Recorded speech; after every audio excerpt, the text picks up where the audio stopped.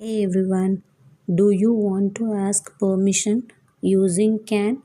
Here is how to do it. Yesterday I talked about using can for ability. Today I am going to show you how to ask for permission with a can. Can is a polite way to ask for permission and is mainly used in informal situations with friends, family, or people we know well. How to use can for permission? When asking for permission, can helps you see if someone allows you to do something. Okay, here are some example. Can I borrow your book? That means if you can use someone else's books for a short time. The positive and negative answers you can give here. Positive answer, yes, you can. Permission granted. No, you can't. I'm using it right now. You can't borrow it because it is being used.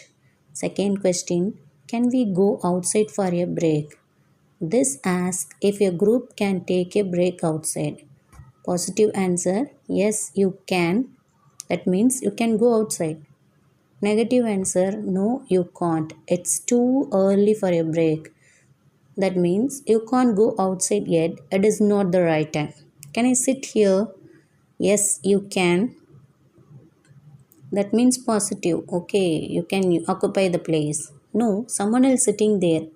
That means you can't sit there because it's already taken. Can she use your laptop for a while? So this asks if someone else can use the laptop. Positive answer, yes, she can use it. Negative answer, no, she can't. I need it now. She can't use it because you need it. Can I leave the meeting early? This asks if you can leave a meeting before it ends. Positive answer, yes, you can leave early. Negative answer, no, you can't. We are about to discuss something important. You can't leave because something important is coming up. So remember to use can whenever you want to ask for permission. It is polite and has casual. Thanks for watching.